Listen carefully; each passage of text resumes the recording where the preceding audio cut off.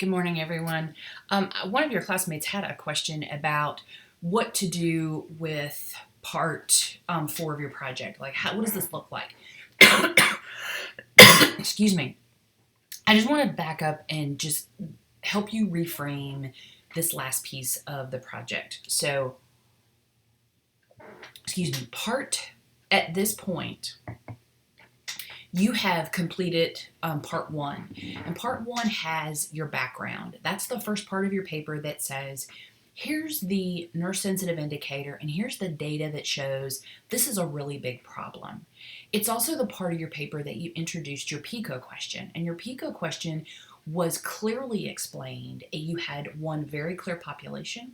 You had one specific intervention. That's the new and shiny thing you were interested in. You had your comparator, your control, and there's one control or one standard of practice, the thing that's currently being done that you were comparing your intervention to. And then your outcome. You had one outcome. What were you hoping to accomplish by looking at the impact of your control or your intervention? All that was done in part 1, and you've polished it and you've cleaned it up. You've made sure it has enough data to support that it's a problem. Please forgive the alarm clock. I think it is actually 10 o'clock while I'm trying to do this, so it's going to chime 10 times. So if you can hear that, I'm sorry. I've lived with the clock for so long, I forget that it does this. People sometimes think it's the doorbell. Okay, so that's part 1. You've gotten feedback on that several times.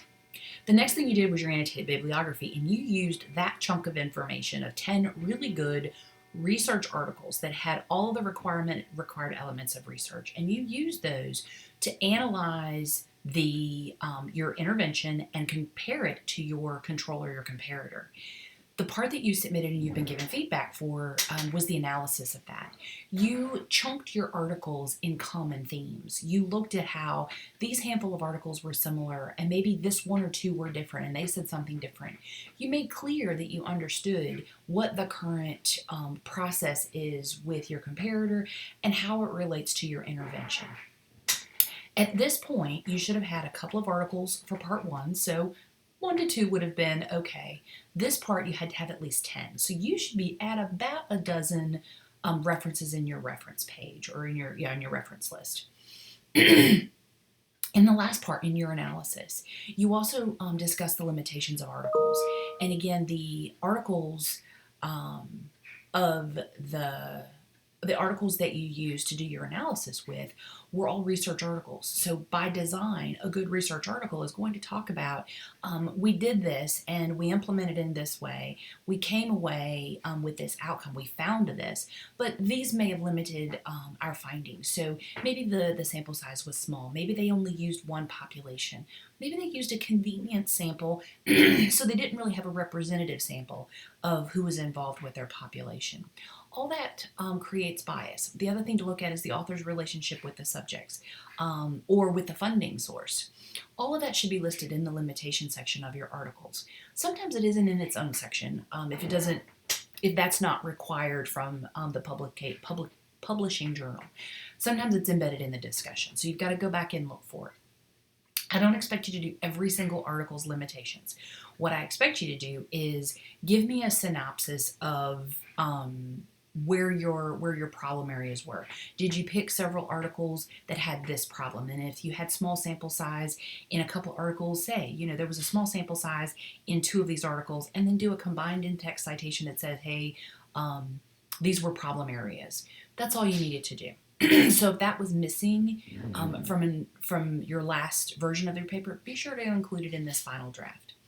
So that will wrap up your analysis. And now you're looking at the implementation of an innovative practice. Remember, the idea of an evidence-based process is to look at, is there a better way of doing this? And if there is, how do we go about doing this? So you're at that point of saying, okay, maybe you found my suspicion is that you found your intervention is better than your comparator. That there's a better way to do things. So go back through your articles that dealt with your intervention. Identify one of those articles that had the most interesting, the most innovative approach to solving your solution. Use that article as your focus point for this next section. You want to explain why this article is specifically innovative, why it's interesting, why it has more applicability than other articles. Why did you choose it? And then you're going to talk about how does this new and shiny idea get implemented. Go back into the original article and look at what did they find about best practices, how did they implement it, what was the cost of implementation, who did they get permission from, what team members were involved in implementation. And you're going to walk through that process of this is the interesting thing we found. This is the one article, the one innovation we thought was really cool. We're going to implement it in this setting. This is how we're going to implement it. You don't have to get terribly granular, but I would encourage you to address the process, who's involved with it, if you can locate the estimated cost of how much this will cost, or maybe the estimated benefit for a hospital. If we use this, this is the money we could save. This is going to be your kind of your 2-minute elevator speech of if you were alone in the elevator with the CEO and you had to get them to buy in to bringing on this new and shiny idea. This is your section of your paper to do that. And then you're going to talk about the benefits of it. If we do this, this is going to benefit our patient, our organization, our population in this way.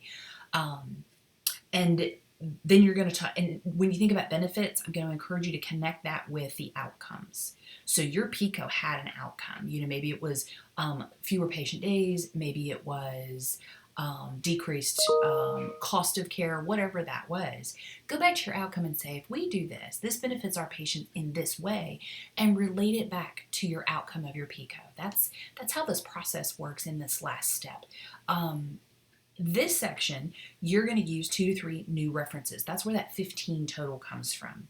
Those 2 to 3 references are likely to be about the implementation process. It's likely to be about the financial benefit of this. It may be about the importance of, you may find an article about the importance of interprofessional implementation, having people help you implement it. Go back in and look at the process of how you do this.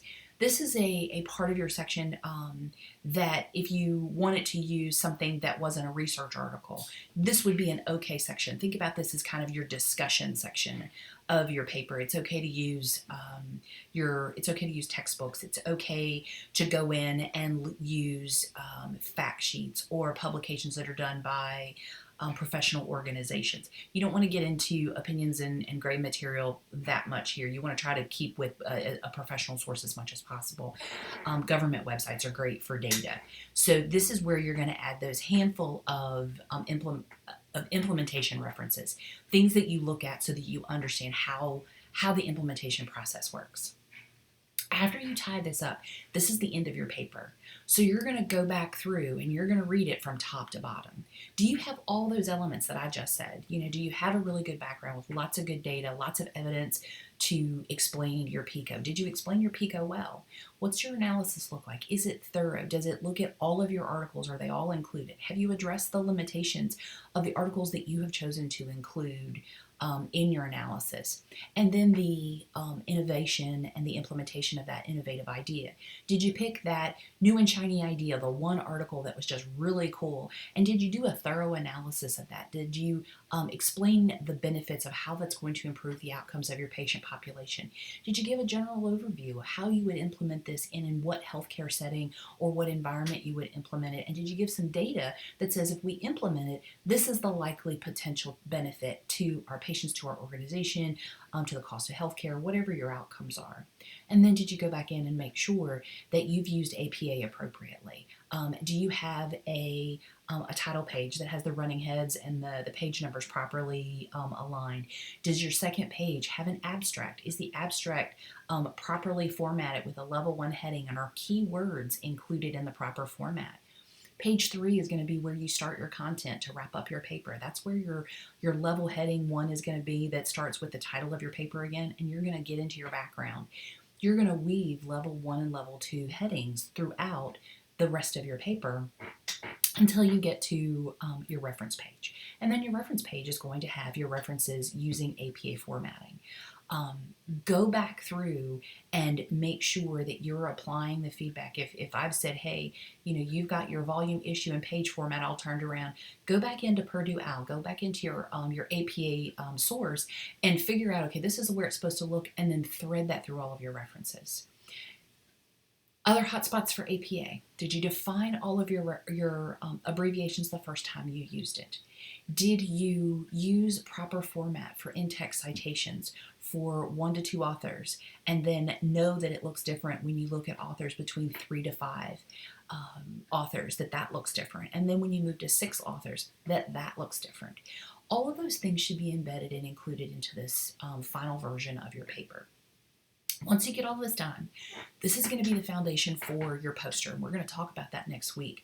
But if this stuff is still wobbly, if this stuff is still not clear, then your poster is not going to be robust, and it's not going to be any more clear than your paper.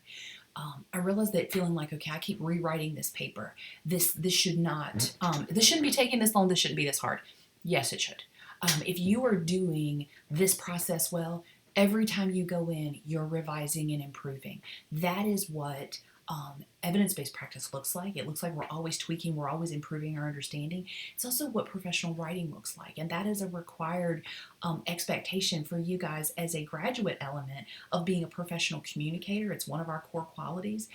And a significant part of a nurse's communication is writing. And yes, I know that most of you are like, I don't want to ever write another APA paper ever. I promise you, if your foot steps into a graduate program, you've got to be good at this. If you are thinking about supporting a shared governance committee that you think you may publish with, even if it's just in the hospital setting, you've got to know this stuff. So it's important to kind of slow down, think about not just your topic, but the process you're using to do your research. My hope is that these few minutes of just hearing me talk through it is helpful. If it is not, come see me. I am in my office tomorrow all evening. I think I'm there till 5 because I had to move my hours from Tuesday. Send me an email. Ask good questions now. My hope is that when you are done with this, that you have a really good paper and you have answered a really important research question. So know that as we wrap up this, if you have questions or concerns, I'm happy to chat with you and talk about it further. Let me know how you are, and if you need to see me, my office hours are posted in Starfish.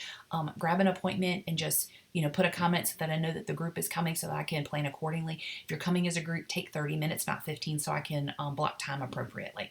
I hope you guys are well and having a good Wednesday. Take care.